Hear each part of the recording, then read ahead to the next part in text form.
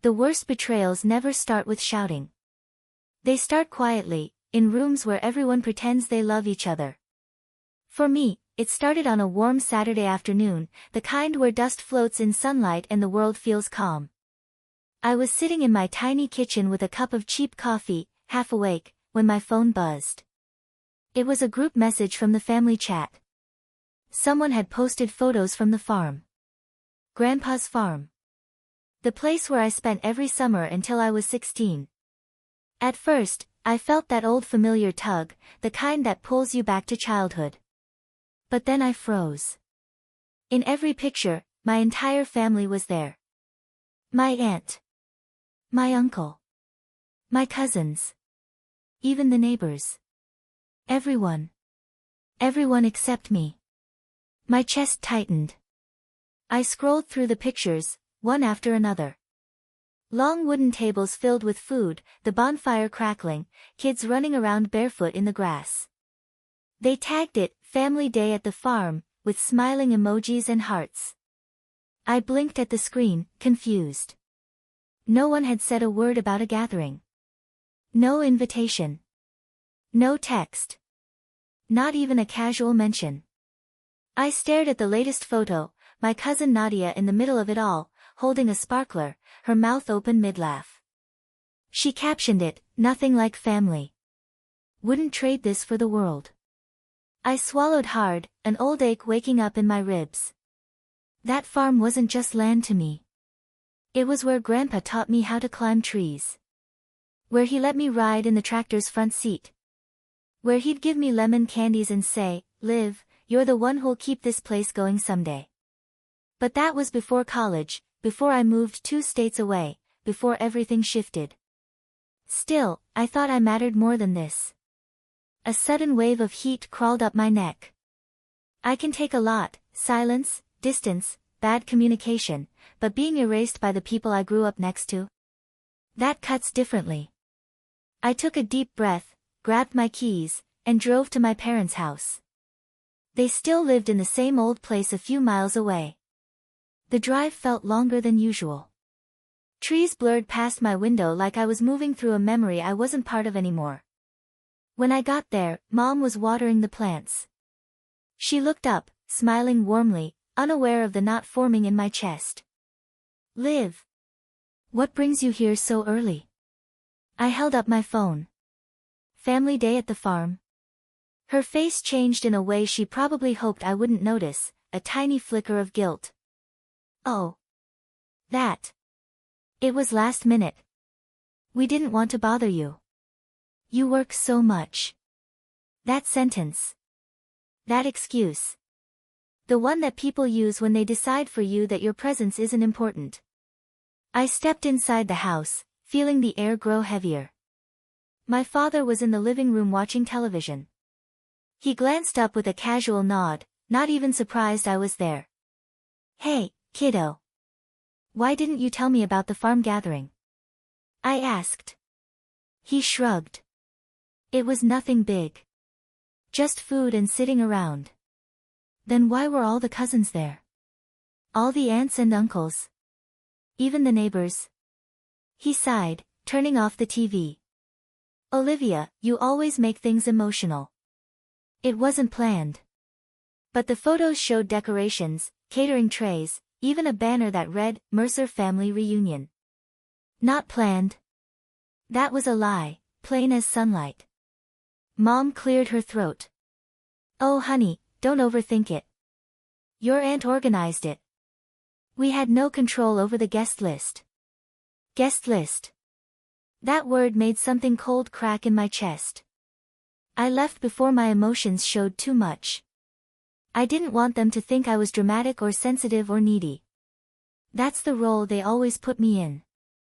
Back in my car, I sat there for a long moment, gripping the steering wheel. I felt stupid. Like a little girl being picked last for a game she used to win. And then I made a mistake. One that changed everything. I called my cousin Nadia. She answered with a cheerful voice. "Liv. What's up?" "Hey," I said, trying to sound casual. "I saw the pictures from the farm. It looked fun. Silence on her end.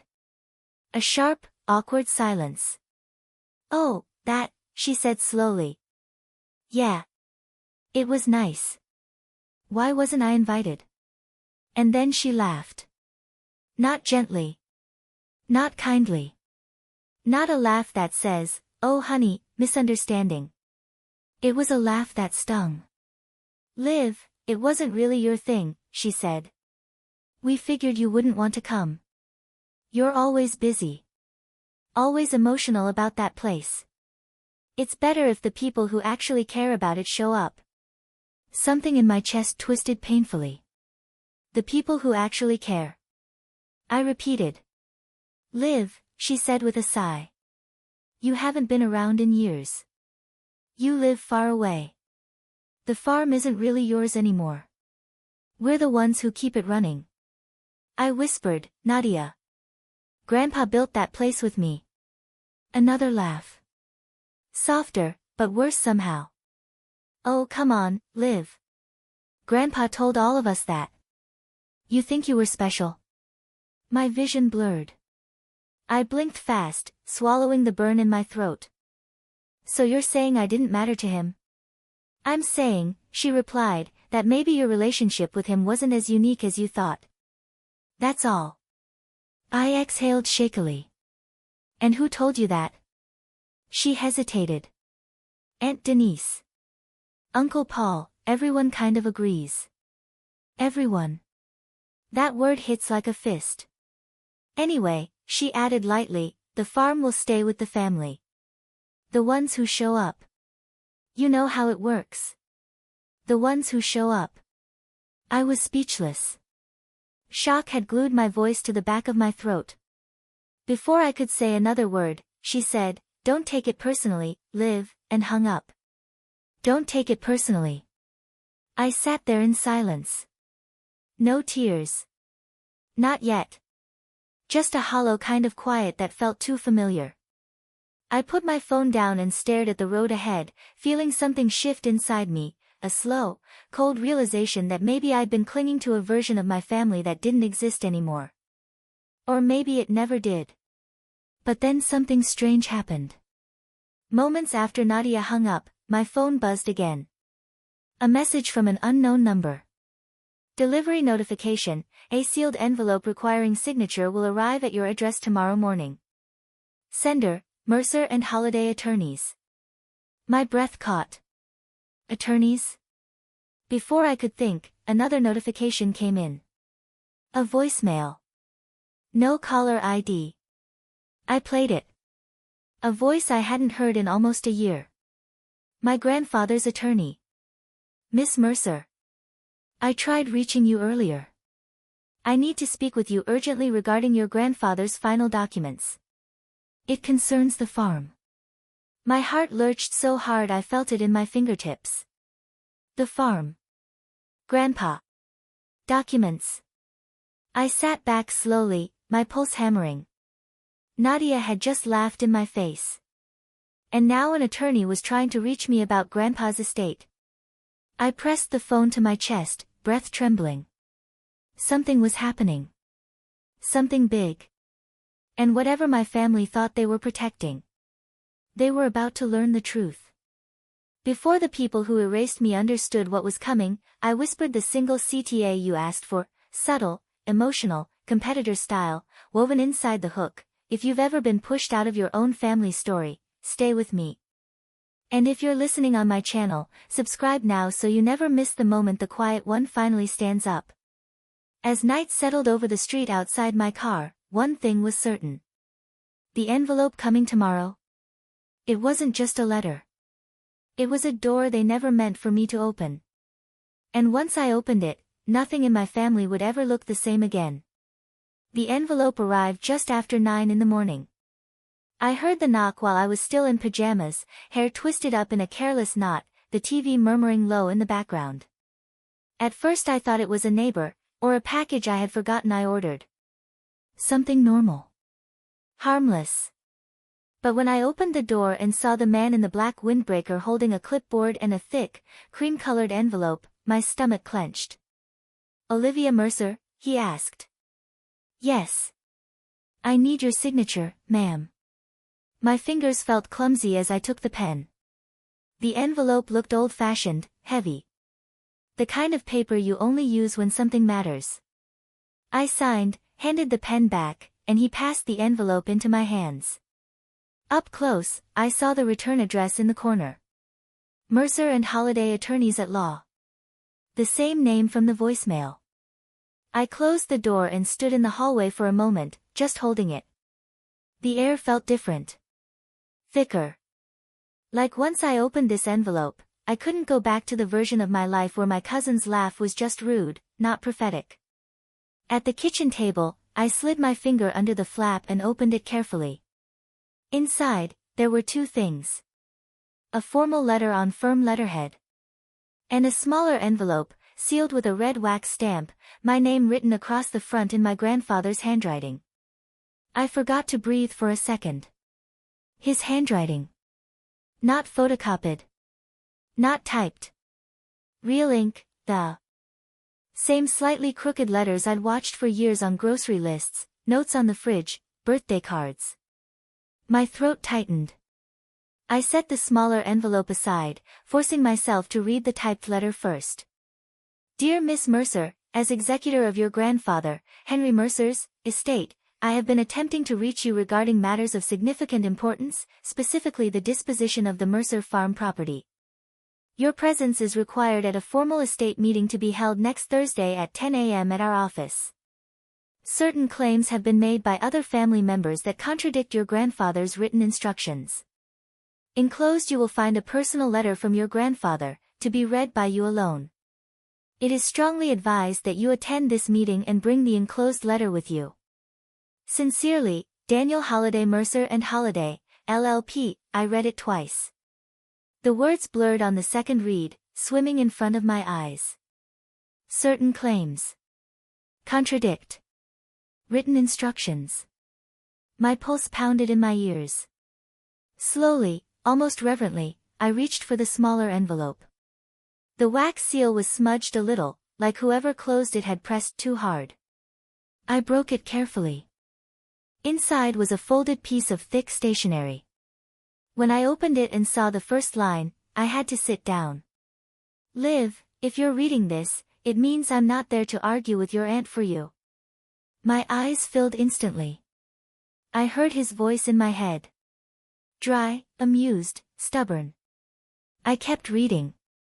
"You were always the one who listened when I talked about this place.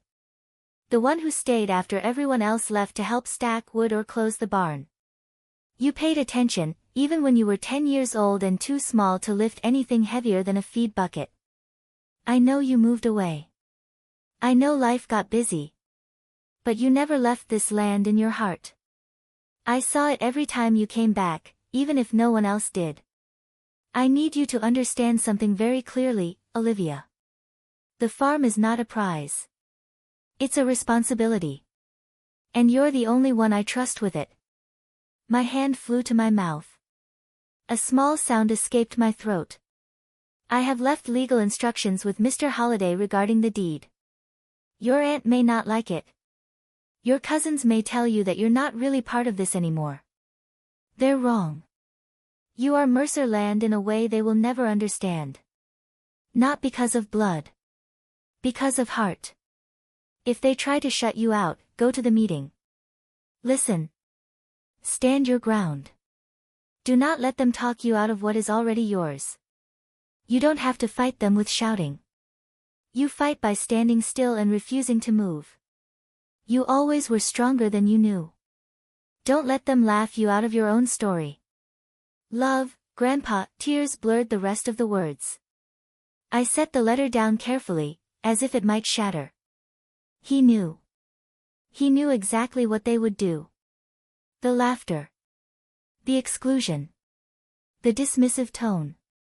The way they'd say, "It's not really yours anymore." As if time and distance erased history. As if fewer visits meant less love. I sat there for a long time, just breathing. In. Out. The apartment around me felt too small for the weight of what I was holding. The only one I trust with it. That sentence burned a clean line through all the doubt Nadia had tried to plant. I thought about every summer morning on that farm. Waking up to the smell of coffee and fried eggs. The way Grandpa would tap on my door and say, "Up, live, sun's wasting." The way he'd tell stories about years before I was born, and how he'd bought the land with nothing but a loan and stubbornness. I remembered the last time I'd been there, 2 years before he died. Aunt Denise had cornered me by the barn, arms crossed, perfume too strong for the open air. "You know," she'd said, "this place is too much for you to handle long-term. You live in the city now. You don't understand what it takes to keep it running."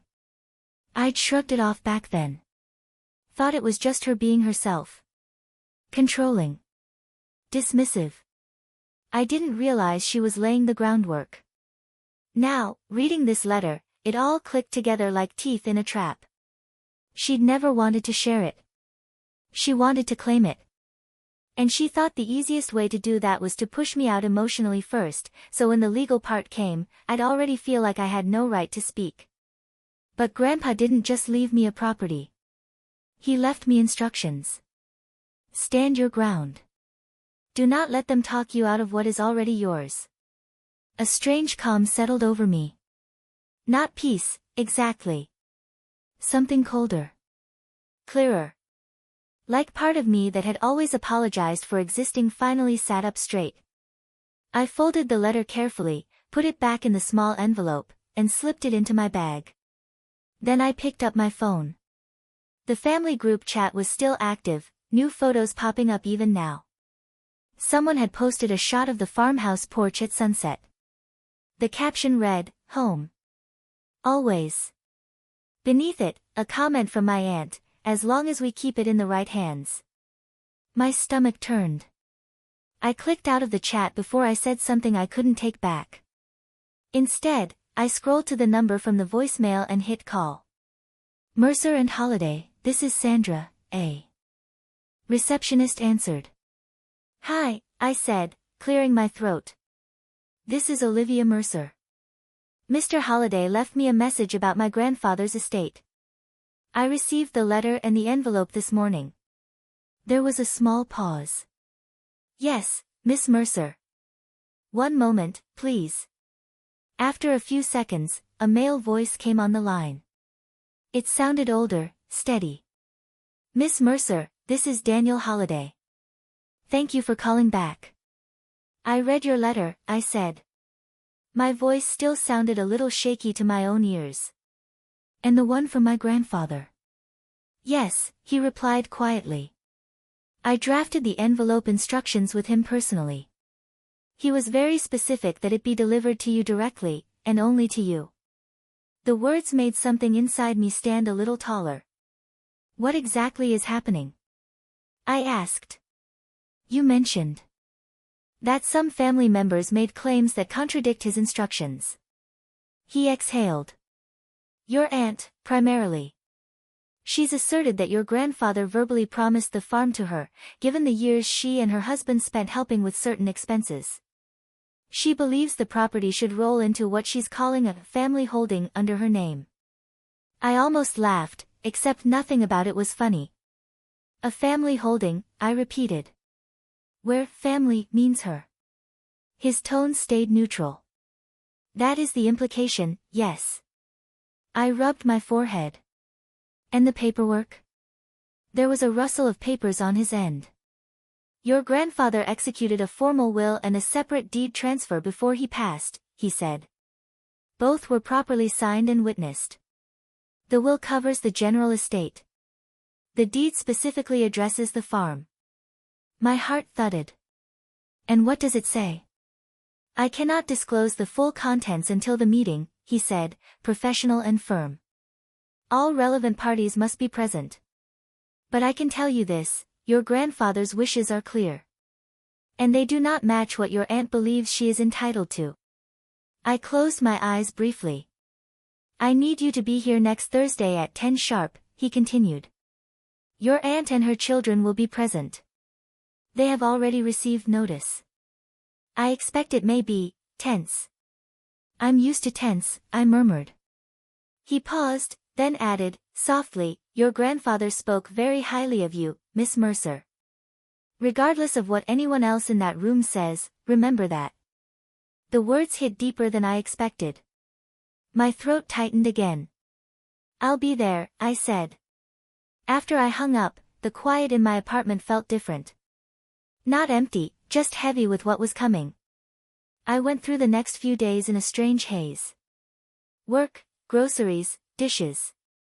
All the normal things. But underneath, a low thrum of dread and something that felt almost like anticipation. The night before the meeting, I didn't sleep much. I kept replaying Nadia's laugh in my head. Come on, Liv. Grandpa told all of us that. You think you were special? Apparently, yes. He did. And he wrote it down. Early the next morning, I got dressed slowly. Nothing flashy. A simple navy blouse, black trousers, flat shoes. I tied my hair back, wanting to look like someone who could sit in a conference room and not fall apart when someone tried to belittle her. Just before I left, my phone buzzed. New message. From the family chat. Aunt Denise, reminder, estate meeting today. Attendance is for immediate family only. There was a little thumbs-up reaction from Nadia, a heart from another cousin, a comment from my uncle saying, we'll be there. I stared at the screen. Immediate family only. The same people who hadn't invited me to family day at the farm. The same people who laughed when I asked about my place there. My fingers hovered over the keyboard. I almost replied. Instead, I took a screenshot for myself and put the phone down. I slipped Grandpa's letter into my bag, next to my wallet. For a second, I rested my hand there, over the fabric, like I was grounding myself in his words. You always were stronger than you knew. The law office was downtown, in a building with mirrored windows that reflected the whole sky. I walked through the revolving doors, my heart beating too fast, my palms slightly damp. The receptionist recognized my name and led me down a quiet hallway lined with framed certificates and old photographs of stern-looking men shaking hands. We stopped outside a conference room with frosted glass. I could hear voices on the other side. Familiar ones. We'll keep it simple, my aunt was saying. There's no reason for drama. We know what he wanted. My chest tightened. The receptionist opened the door. Every head turned. My aunt's eyes widened like she'd seen a ghost. My uncle froze with his coffee halfway to his mouth. Nadia's lips parted in a small, disbelieving, oh. I stepped in and closed the door gently. Behind me. Good morning, I said, my voice calmer than I felt. For a moment, no one said anything. Then my aunt found her voice. Olivia, she said sharply. I think there's been a misunderstanding. This meeting is for immediate family only. I walked to the far end of the table, pulled out a chair, and sat down. It's all right, I said quietly, placing my bag on the table. Grandpa already invited me. And as their eyes flicked to the bag, to the possibility of what might be inside it, to whatever they were suddenly afraid I knew, I realized something with a kind of cold clarity. They had spent months trying to erase me from that farm. But today, in this room, I wasn't the outsider. Today, I was the one person they could not legally push out. And whatever they thought they had already taken from me, they were about to find out they never really held it in the first place. The room went quiet in a way that didn't feel human. Not a normal silence, not the kind that happens when people pause to breathe. It was the kind of silence that drops when truth walks in unexpectedly, unwelcome. And undeniable.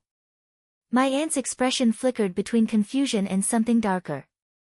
She was dressed like she always dressed for important moments, navy blazer, pearls tight against her neck, hair sprayed into submission.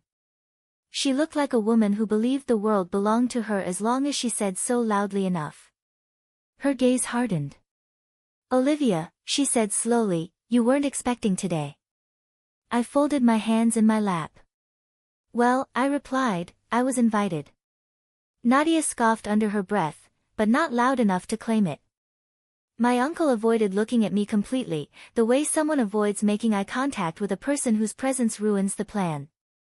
Before anyone else could speak, the door opened again. Attorney Holliday walked in. Gray suit, thick folder in hand, expression steady and unreadable. His presence shifted the air. He gave me a small nod, the kind a person gives when they've already decided whose side they're on.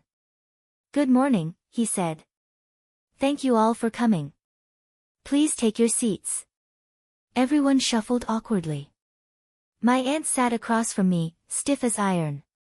Nadia took the chair beside her, arms folded, chin raised. Two cousins I barely recognized filled the remaining seats, trying to hide the curiosity in their eyes. Once everyone settled, Mr. Holliday placed the folder on the table and opened it. As executor of Henry Mercer's estate, he began, "I have gathered the immediate beneficiaries to review the terms of the will and the disposition of the farm property." My aunt jumped in before he finished the sentence. "We already know what Henry wanted," she said with forced confidence. "We've discussed it as a family." Mr. Holliday didn't even blink. "That may be," he replied, "but we will be reviewing his legal instructions today." He emphasized law. The words seemed to hit her like a slap. He pulled out the first set of documents and slid them to the center of the table. "This is the official will." My aunt averted her gaze, as if unwilling to look directly at something she couldn't control. "Before we begin," he continued, "I need to address a matter of concern. It has come to our attention that verbal claims have been made regarding the ownership of the farm." Here it comes, I thought. My aunt sat up straighter, ready to perform. "Yes," she said firmly. As the family member who spent the most time managing the property, Henry promised, Mr. Holliday raised a hand. Not aggressively, but with enough quiet authority to stop her mid-sentence. "Mrs. Anders," he said calmly, "Mr. Mercer documented his wishes formally. Whatever verbal assurances you believe were given will be addressed only insofar as they align with his written instructions." She blinked, visibly thrown off.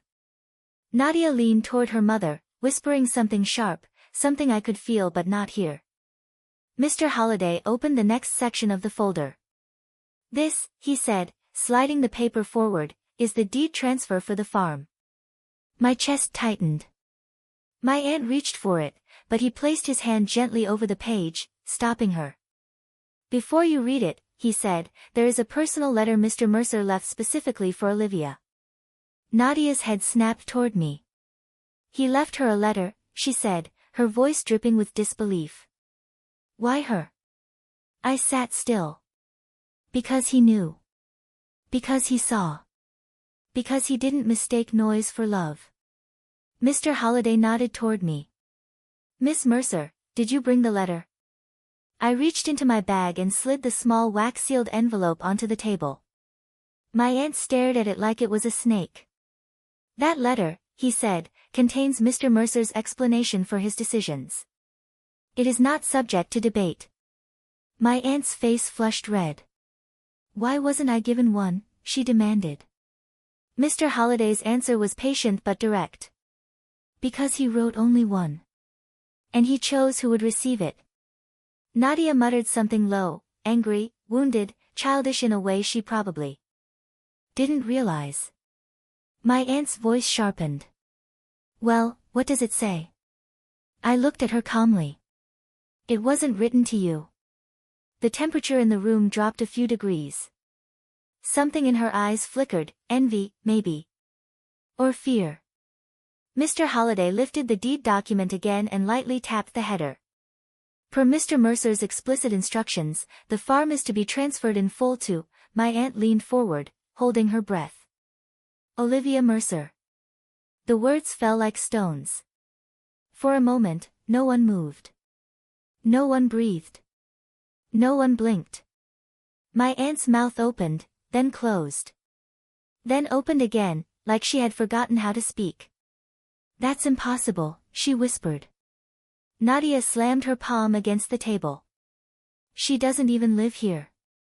She hasn't even stepped foot on the farm in years." I stayed quiet. Still. Exactly the way Grandpa said to.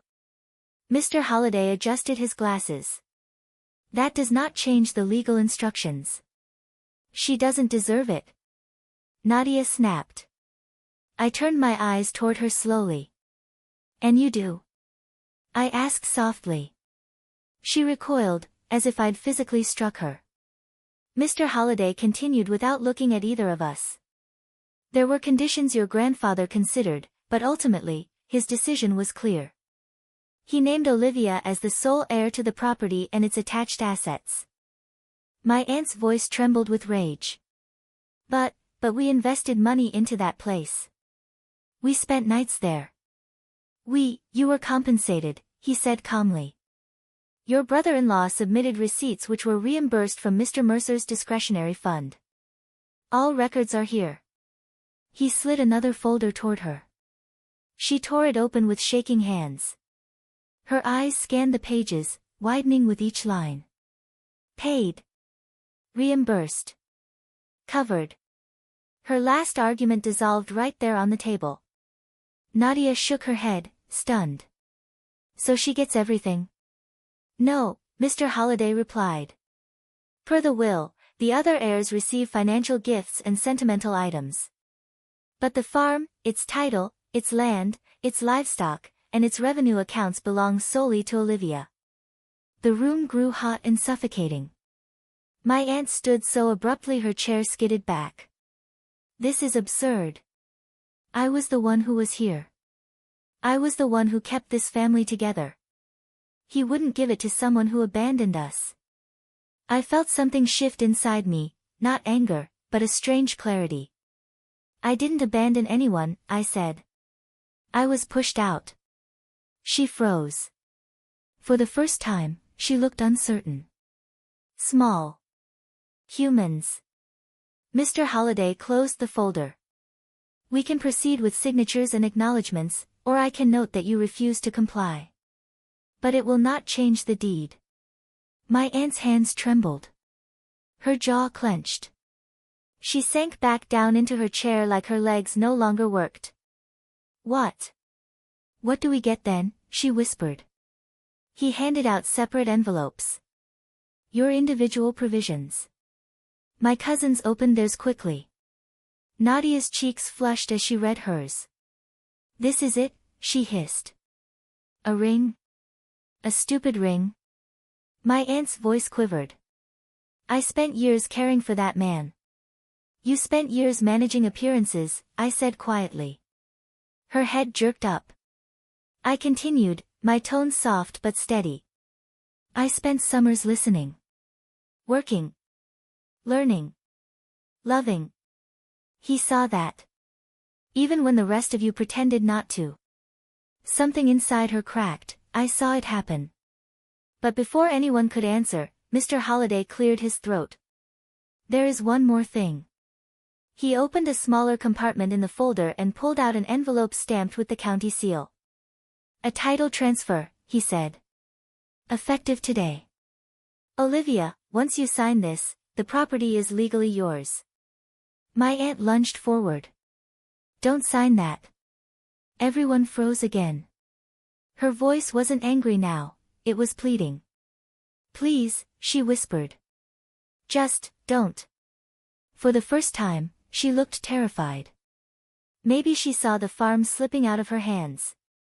Maybe she saw her plans collapsing. Maybe she realized she had built her life on a lie. I reached for the pen. My hand didn't shake. Not even a little. I signed my name slowly. Deliberately. Clearly. The moment the pen lifted from the page, something inside me unlocked, years of being dismissed, silenced, overlooked, erased. Gone. Just like that. My aunt stared at me like she didn't recognize me. Mr. Holliday collected the documents. That concludes the estate reading. Everyone rose stiffly. Chairs scraped. Papers rustled. Footsteps thudded toward the door. Except for my aunt. She stayed seated, staring down at her hands. Her breathing was uneven. When I moved to leave, she whispered, barely audible. Your grandfather should have told me. He did, I replied gently. You just didn't listen. I walked toward the door. My hand touched the handle. Behind me, Nadia said bitterly, you think this makes you part of us again? I didn't turn around. I don't need to be part of you, I said. I just need to honor him. And with that, I stepped out into the hallway, the door closing softly behind me, shutting out decades of noise. The farm was mine. And the people who tried to cut me out. They had no idea what was coming next. The hallway outside the conference room felt colder than it should have. Maybe it was the air conditioning, or maybe it was the sudden drop in adrenaline as the door clicked shut behind me. The carpet muffled my footsteps as I walked, but the echo inside my chest was loud, uneven, stunned. The farm was mine. Not because I fought for it, but because Grandpa had seen everything long before I ever found the courage to speak. I stepped into the parking lot, the sunlight hitting my face in a soft, warm wave. For a few seconds, I stood still beside my car, breathing deeply, letting the truth settle into place. The air smelled like cut grass and hot pavement. Far different from the scent of cows and fresh soil that used to cling to me after summers on the farm. As I opened my car door, my phone buzzed. A message. From an unknown number. But I knew the tone even before I opened it. You think this is over? You're mistaken. I didn't react. I didn't have to. People who lose control speak in threats. People who gain control don't need to. I slipped the phone into the cup holder and began the drive home. The roads between the courthouse and my apartment wound past familiar neighborhoods, past the bakery Grandpa used to take me to, past the tall oak tree where he taught me how to whistle. Through acorns.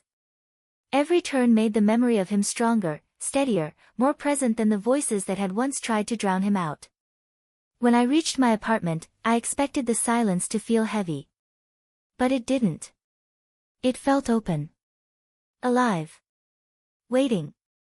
I dropped my keys in the dish by the door, kicked off my shoes, and sat at the small kitchen table that had seen so many nights of doubt, arguments replayed in my head, rehearsed defenses, quiet tears. Today, none of that lived here. I pulled out Grandpa's letter. The wax seal had cracked slightly earlier, but the paper inside was untouched. My fingers slid under the flap. I unfolded it slowly, afraid the words might disappear if I rushed. His handwriting looked exactly as I remembered, gentle curves, deliberate strokes, like he had time even when he didn't. I began to read. My dear Olivia, if you're holding this letter, then the farm has finally reached the hands I always intended it for. My throat tightened. You were the only one who never tried to make it something it wasn't. You never saw the land as leverage or security or inheritance. You saw it as life. As work. As memory. As love. I pressed my palm against the page, steadying myself. Your aunt will be upset. She will insist she earned it. She didn't. She managed things when she wanted, complained when she felt like it, and disappeared when it didn't suit her. You were the one who came in silence and left in gratitude. My eyes burned. You are the only one I trust with what I built. And I hope, when the day comes, you will know that this wasn't a reward. It was recognition. I had to stop reading for a moment. The room blurred softly. I blinked it away. Take care of the land, and it will take care of you. Take care of yourself, and you will outgrow the people who tried to shrink you. You always did, even when you didn't see it. The letter ended with 4 simple words. You were always enough. I let out a shaky breath. Those words, written in ink, carried more love than the last 20 years of family gatherings combined. I folded the letter gently and slipped it back into the envelope, holding it like something fragile and sacred. The next few days passed quietly. My aunt didn't call. Nadia didn't text. My cousins stayed silent, caught somewhere between embarrassment and retreat. But quiet from them didn't mean peace. Peace came from the land. 3 days later, I drove to the farm. The gravel cracked under my tires the same way it did when I was a little girl. The barn looked older but still proud. The field stretched wide and green, a patchwork of memories and possibilities. As I stepped out of the car, a breeze picked up, carrying the familiar scent of earth and sun-warmed grass. I closed my eyes and let the wind push through me. I walked the property slowly, touching the fence posts Grandpa built, the old tractor that hadn't been used in years, the porch swing he repaired every summer even when it didn't need fixing. Inside the farmhouse, dust floated in thin beams of sunlight. The air smelled like pine wood, lemon oil, and thyme. I brushed my hand along the table Grandpa carved himself.